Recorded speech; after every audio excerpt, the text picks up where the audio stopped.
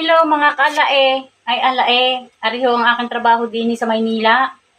Matutunan ko lang ho ari din yung panggagawa ng mga garni-garni, mga bagay-bagay-baga. Tingnan nyo na nga lang ho kung anong gagawin ko. At i-comment nyo po kung kayo may ganito din na pasyente. Mabait na, maganda pa. Comment na lang po kayo, comment. Comment po kayo sa aking YouTube. Hindi. Ay, hindi daw po. Naku po, walang ka-support-support man lang ang aking inaalagaan sa aking ginagawa sa kanya eh. Subscribe na po kayo at na aking channel. Alaing alae, nakuha po tayo ng sugar ni Mami.